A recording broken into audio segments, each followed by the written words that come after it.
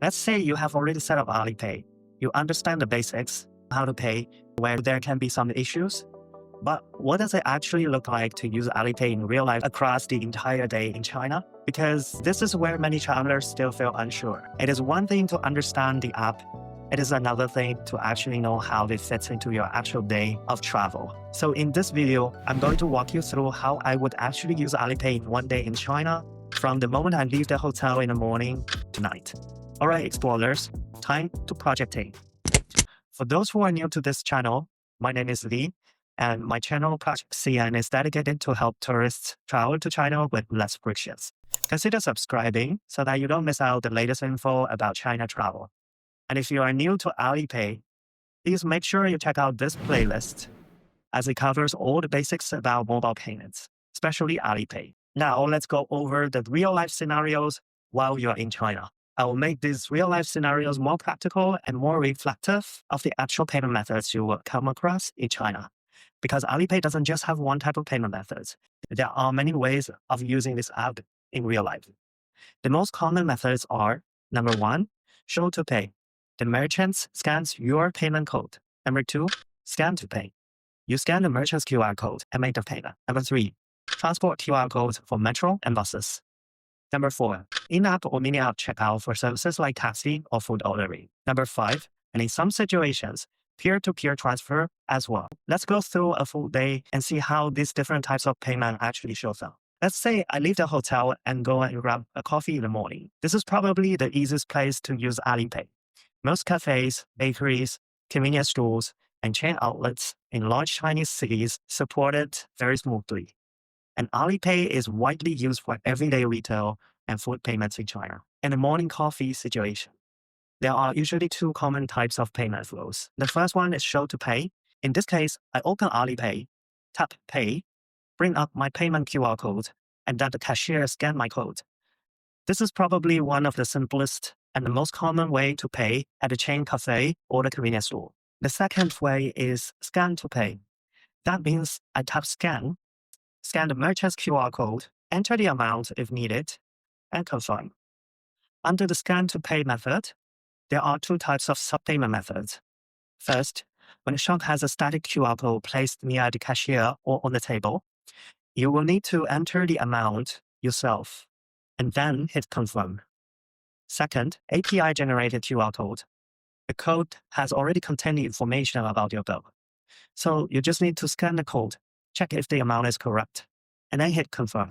And if the cafe uses an in-app ordering system or a small self-service screen, that becomes closer to an API or mini-app style checkout, where you place the order digitally and then pay through Alipay inside the ordering flow, which I will elaborate on later in this video. So watch on. Even for one simple coffee, you might already encounter 3 different payment processes.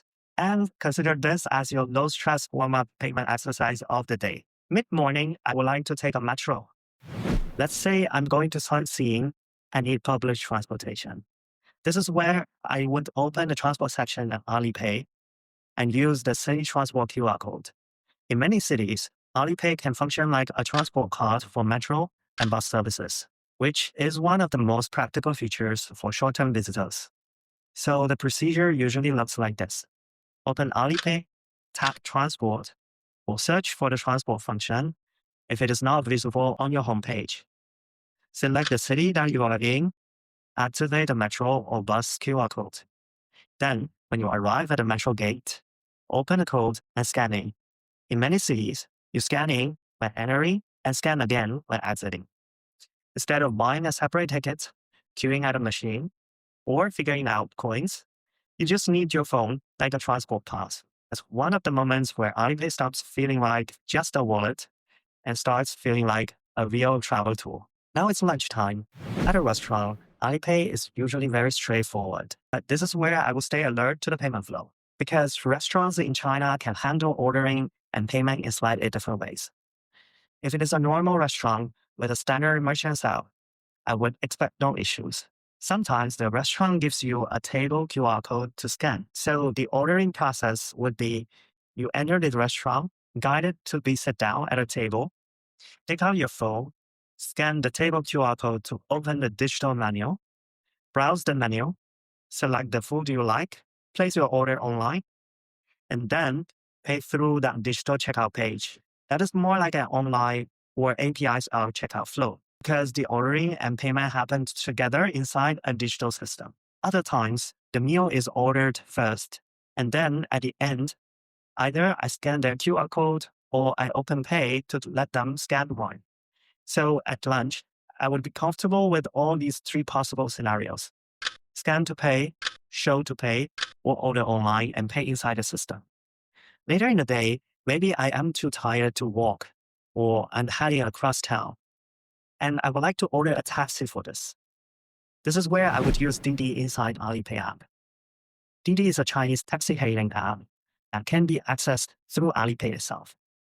And the basic flow is search for Didi under Alipay mini apps, allow location access, enter the pickup point and destination, choose the ride type, and confirm the booking. Then the ride payment is processed automatically through Alipay. This is an example of an in-app or mini-app program payment flow. You are not paying through a simple QR code here. You are booking a service inside the app, and the payment happens in the background through your linked card. For tourists, this removes a lot of frictions. No haggling, no need to prepare exact cash, and less language pressure. Late after day, maybe I stop by a convenience store, buy water, snacks, or some small essentials. At a normal convenience store, this is usually very easy with Alipay. Expect to use scan to pay or show to pay method in this case. But if I'm buying from a smaller store or a more informal seller, such as a fruit vendor near a market or a corner shop run by a family, I would be mentally ready for a possibility that the payment may not work as smoothly as it does in larger merchants. Because sometimes the issue is not Alipay itself, it is the type of QR code these merchants are using.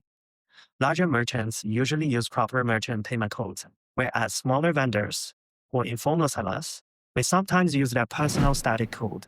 And in this case, the transaction is treated more like a peer-to-peer transfer. If your Alipay setup is linked to a non-Chinese bank card, your payment may be denied. In this situation, I would think about three things first. Number one, does the seller want me to scan a static personal QR code? Do they have another merchant payment QR code set up? Second, if they only have a personal static QR code set up and Alipay doesn't work for P2P transfer, do I have wallet balance in Alipay to pay? And number three, if neither of these way works, do I have cash as a backup? And this is also when the security side matters.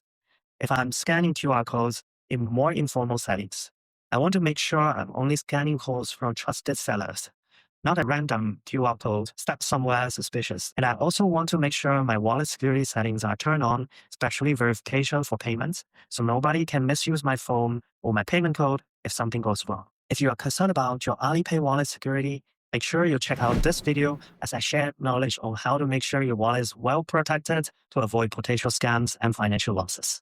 For dinner, I may search for food delivery services or mini app inside Alipay. Choose the restaurant, add the items to cart, enter the delivery address, and then pay at the checkout. This is another in-app or mini app payment flow example, just like Didi. You're not holding up your QR codes, you're not scanning a merchant's code, you're placing an order digitally, and the payment happens at the final checkout screen. This is very useful if you're tired at night, staying in the hotel, or just want food brought to you without calling anyone. So food delivery is a good example of how Alipay also supports remote payment inside the service flow, not just in-person payments. Let's say I'm traveling with some Chinese friends, or I need to pay a deposit to a tour guide in another city. This is where it helps to understand that Alipay is not only about merchant payments. Depending on the setup, travelers' accounts can also interact with and transfer, which becomes useful in some travel scenarios. The balance sits inside your Alipay wallet. You cannot withdraw it to your non-Chinese bank account, but instead, you can spend it or transfer it to another Alipay wallet. And of course, you can use it for a P2P transfer to your Chinese friends or a personal service that you booked. For this case, I could use P2P transfer to pay deposit to a tour guide in another city just by obtaining the tour guide's wallet details. At the end of the day, I would do one simple habit: open the bill, check the transactions, and make sure everything looks normal. To do so, open Alipay, tap Me, and then click on My Transactions, where you can filter and reconcile your payment history. If there is a strange charge, a failed payment, something that looks off, easier to spot it on the same day and weeks later. This is also Alipay becomes part of your travel rhythm, not just a payment moment, but part of how you stay organized. So what's the real takeaway from our full days using Alipay in China? It is that when it is set up properly, Alipay can quietly support your whole day through different types of payment flows. Morning coffee, transport with QR codes access, restaurant ordering and payments, Didi rides bookings, small purchases at shops and stores, food delivery and checkout, and sometimes P2P transfer too. That is why it matters so much for your China travel. If you found this video helpful, give me a thumbs up and don't forget to check out my free picture guide linked in the description box down below. Project out for today, and I will see you in the next one.